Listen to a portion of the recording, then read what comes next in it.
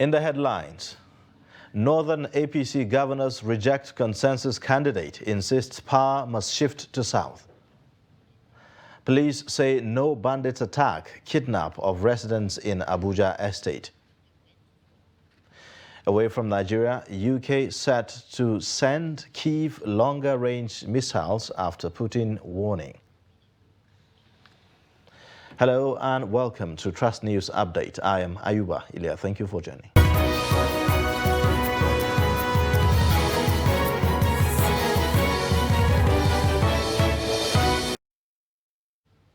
Beginning with political stories, APC governors from the north on Monday informed President Muhammadu Buhari of their decision that power should rotate to southern part of the country in 2023. The chairman of the Northern Governors Forum, Governor Simon Lalong of Plateau State, briefed State House reporters after meeting with the president at the presidential villa in Abuja. He said 13 of them apologized to the president for receiving the information about their position after it was leaked. The governor, however, said that they took the decision in the interest of justice and peace in the country.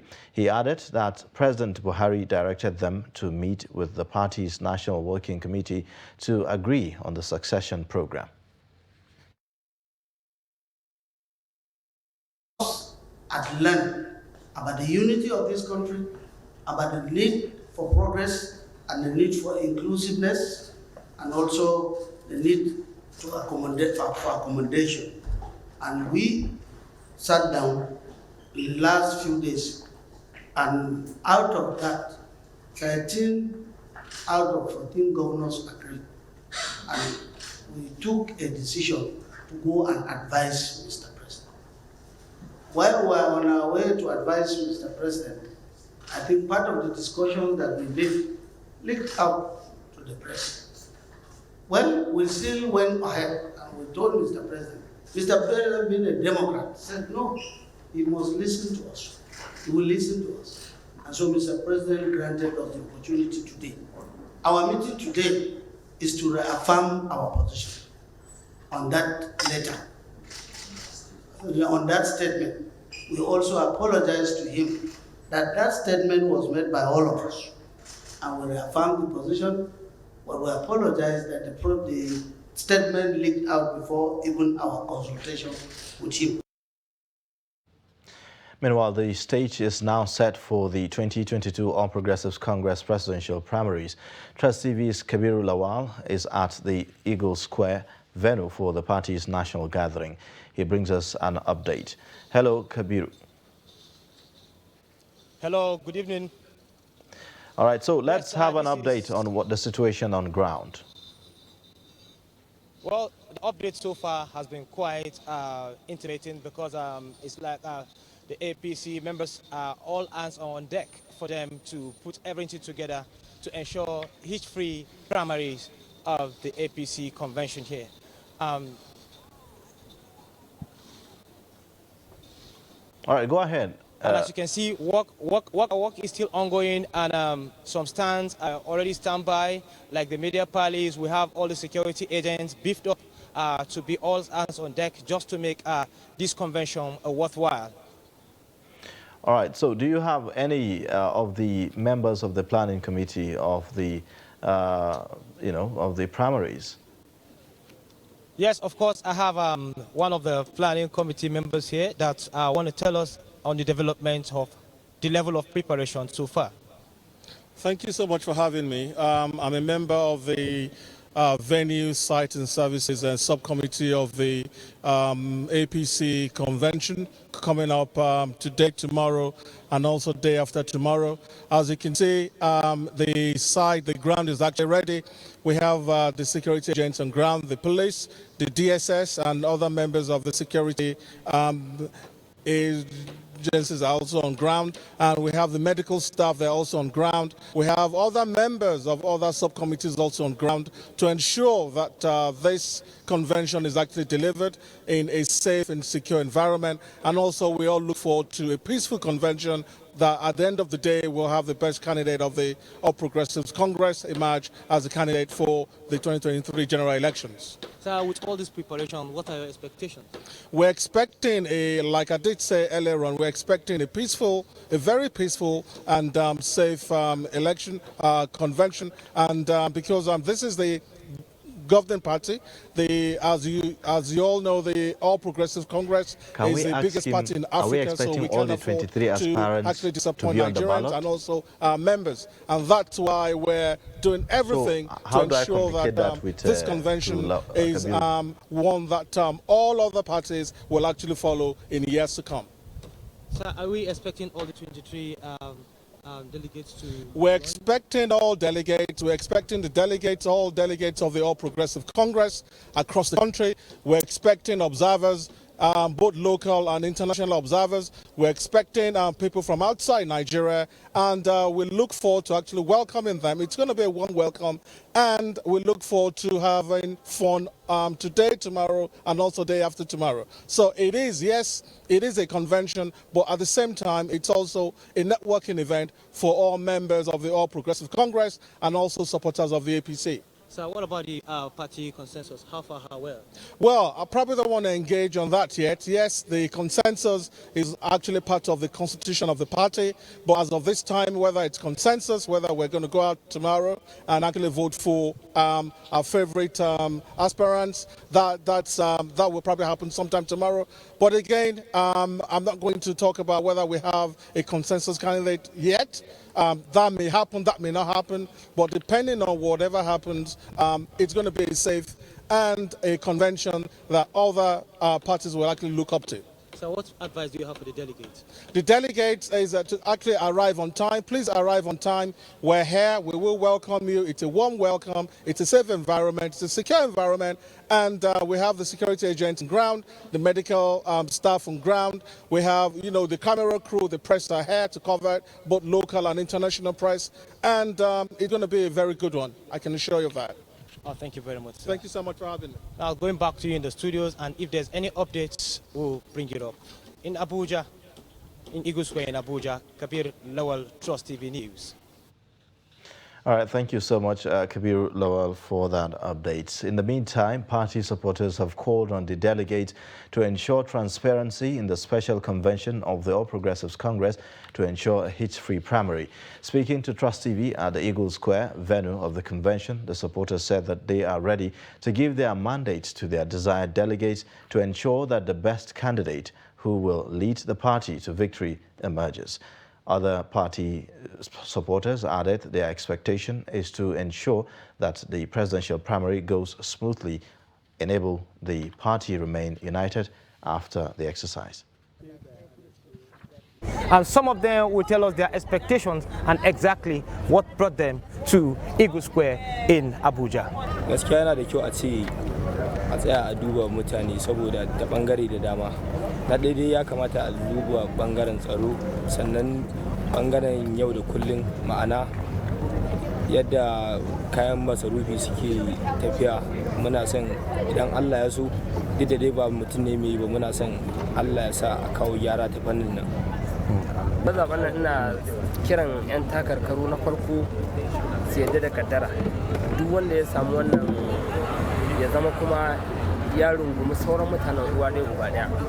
Kiran wanda ya samu kenan, wanda bai samu kuma shi ma ya tsaya akan jam'iyyar, ya zo ya bada gudunmawa, a zo a haɗa kai a tabbatar da wannan jam'iyyar ta mai albarka ta ci zabanta lami lafiya ba tare da wata matsala ba. My expectation for the primary is that I want the primary to be free affair. I don't want violence.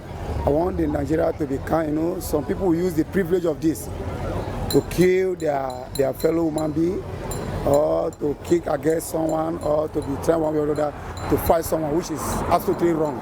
I advise people that vote to vote in peace, not in pieces. To vote with good hearts, and to vote the leader that will take you to the next level, that will change the country, that will make Nigeria be better the way we want, because Nigeria is not okay. Security of lives and property is of paramount importance, especially when it comes to politicking. Party supporters have been here for days and they have not even complained.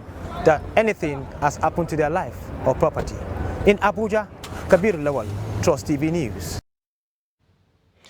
Staying with politics, the People's Redemption Party has announced the result of its primary election held on Sunday at the party's national secretariat in Abuja, with Kola Abiola emerging as the winner.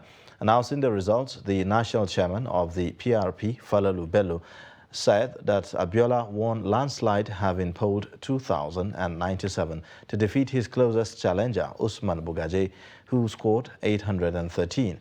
Patience Ndidi and Boluga Mosugu trailed the duo with 329 and 263 votes respectively. Bello said that the PRP did its primaries differently because it wanted to take the process nearer to the people. He said that the primaries of the party were held in the states for convenience. Kola is the son of Chief Moshood Abiola, the late philanthropist and the winner of the 1993 presidential election, which was annulled by military President Ibrahim Babangida. The older Abiola contested on the platform of the Social Democratic Party. A governorship aspirant on the platform of the All Progressives Congress in Abia State, Daniel Eke, has demanded the cancellation of the party's May 22nd governorship primary in the state. Emenike and a former minister, Uche Oga, had emerged as candidate from parallel primaries held in the state.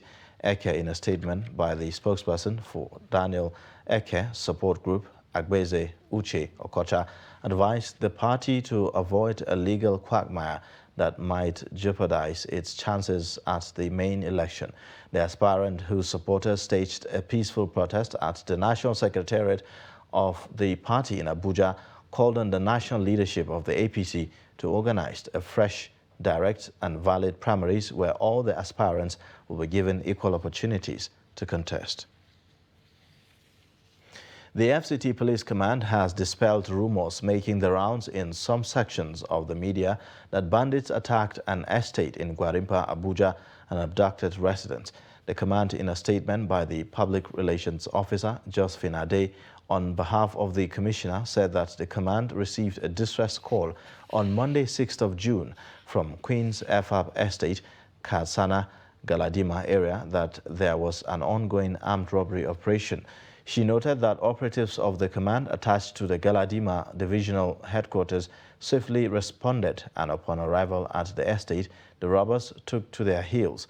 They informed that the gallant operatives, however, gave them a chase, which led to them abandoning some items they had already stolen, including some phones and laptops. She assured residents of the command's commitment to their safety and of swift response to all distress calls. Still on security matters, 4 members of a family of 12 were on Monday found dead in a room at Obinze community in Owerri West local government area of Imo State.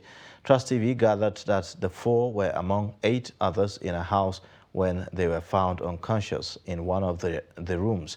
The victims were immediately rushed to the Imo Specialist Hospital, Omuguma, Owerri, where 4 were confirmed dead. As at press time, doctors and nurses were battling to save the lives of the 8 others. The house where the incident happened is said to be 12-room duplex. Among the victims were said to be the chief driver of the senatorial candidate for Imo East in the 2023 general election under the People's Democratic Party, Uche Onyegucha. Apart from the driver, simply identified as Kinsley, among the dead were one of his children, his sister-in-law, and another person.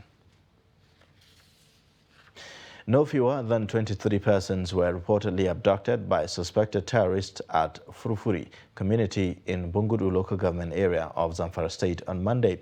Eyewitness accounts said that amongst those abducted were the 2 wives, 1 daughter, and 2 sons of the former Accountant General of Zamfara State, Abubakar Bello. Sources within the affected community said that the suspected terrorists riding on motorcycles invaded the community and started shooting sporadically to scare the residents away before whisking away their abductees in an unknown location. to an unknown location rather. Fumfuri community of Bungudu local government area is about 7 kilometers away from Gusau, the Zamfara state capital.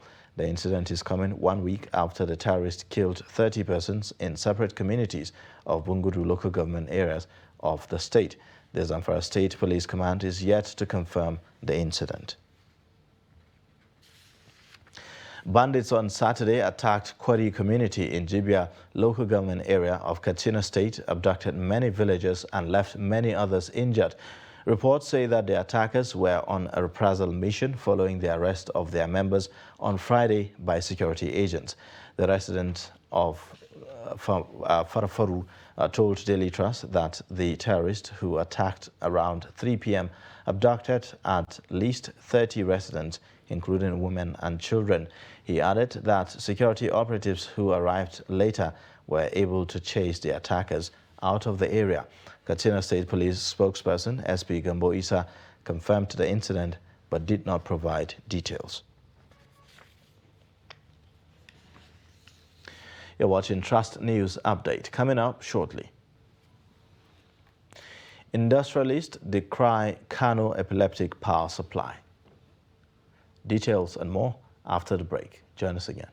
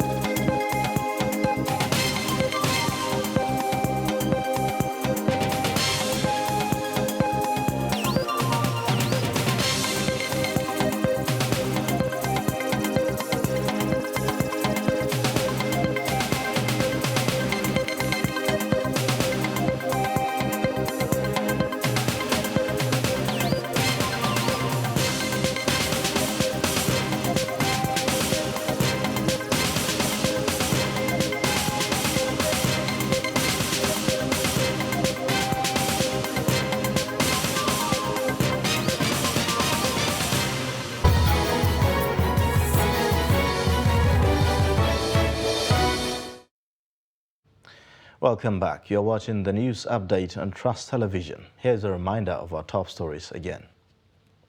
Northern APC governors reject consensus candidate, insists power must shift to the south. Police say no bandits attack, kidnap of residents in Abuja estate. Now, the Vice President, Professor Yemi Osinbajo, on Monday paid a condolence visit to the Owo community, Ondo State, where Christian worshippers were gruesomely killed by gunmen. The incident happened at St. Francis Catholic Church in Owo, leading to the death of scores of people while many were injured. The situation has thrown the nation into mourning, with President Muhammadu Buhari and several governors, among others, condemning the attack. Meanwhile, the Senior Special Assistant to the Vice President on Media and Publicity, Laolu Akande, on Monday clarified that the Vice President, Yemi Osinbajo, was not involved in any traffic accident, contrary to the trending online reports. He said that the Vice President only stopped to assist a victim of a road traffic accident on his way to Owo, Ondo State, to visit the site where terrorists attacked worshippers in a church on Sunday. In a similar vein, national leader of the All Progressives Congress, Bola Tinubu, was in Ondo State to commiserate with victims of the St. Francis Catholic Church attacks. Tinubu will be meeting with the state governor, Rotimi Akeredolu, traditional rulers, particularly the Olowo of Owo Kingdom, Oba Ajibade Ogunnoye, and others to sympathize with them over the development. The APC national leader will also meet with some of the worshippers that survived the attacks and relatives of the St. Francis Catholic Church attack victims. In the meantime, Governor Rotimi Akeredolu of Ondo State has assured residents of the state that the government will hunt down assailants that attacked and killed worshippers of St. Francis Catholic Church, Owo, on Sunday. This is contained in a statement by Richard Olatunde, the Chief Press Secretary to the governor, on Sunday in Akure. The governor, who expressed shock at the incident, condoled with the people of Owo, especially families of victims of the attack. Akeredolu enjoined the people to be calm and sensitive, asking them not to engage in any act that could complicate the crisis. Now, over 300 small and medium-scale industries in Kano State are currently operating on life support owing to the poor electricity supply amidst increased cost of diesel. In this report, Idris Jibrin says so far there is no government policy to rescue the SMEs despite their repeated appeals. The report. Factory workers eating from their wages while waiting for electricity to produce 8 hours worth of goods as against 24 in recent times. Ibrahim Nasambo, who owns the small-scale oil processing mill in Sharada cluster, says he's about to close down unless the price of diesel is cut and electricity supply becomes stable. Most of our members now, they are clothing. Why? Because you have to consume some certain amount of electricity before it hits for you to start production. As you start 1, 2, 3 hours, it ups. You not get any output and then you consume the electricity. What you have to pay for it. With the current continuous rise in price of diesel to about 760 naira per litre, small and medium-scale enterprises in Kano put all their hope on National Grid to operate. But business owners says inadequate supply and high cost of electricity tariff are threatening their survival. The small scale can never survive. For instance, electricity. We hardly have enough electricity to run our machines, especially like plastic industries. Plastic industry are industries that deals with heatering machine, that the machine has to heat to melt the material before the production will start.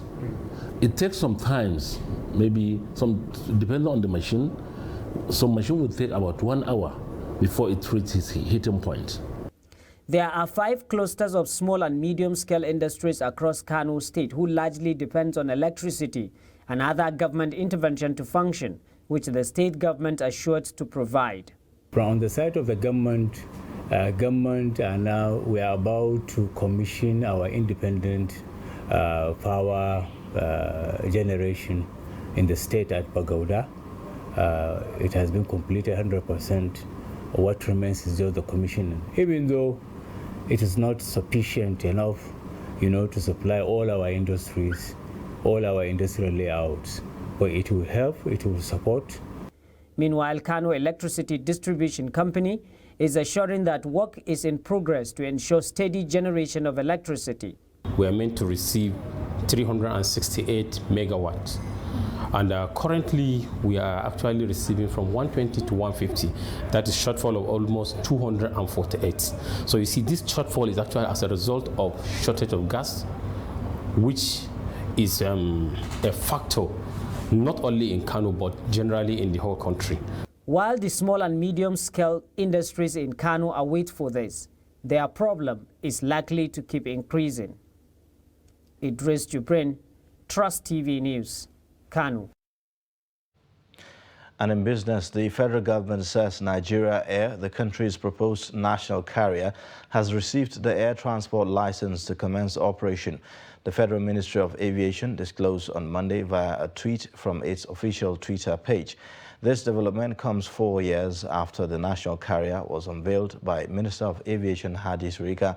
The ministry on Sunday announced that the proposed national carrier will receive an ATL from the Nigerian Civil Aviation Authority on Monday. It added that 5% of the airline shares will be owned by the government as it seeks to improve economic growth through diversification.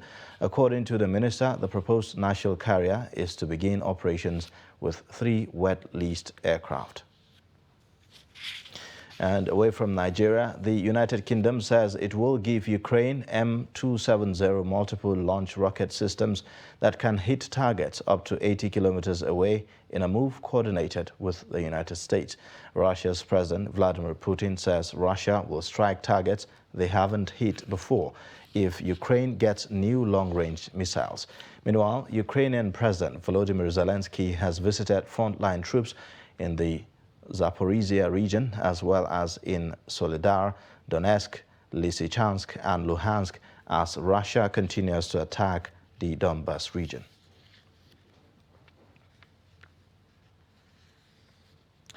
And in sports news, Wales defeated Ukraine 1-0 on Sunday in a playoff to reach their first World Cup since 1958, and a joyous Gareth Bale said afterwards that he would likely put any possible retirement plans on hold because of the result.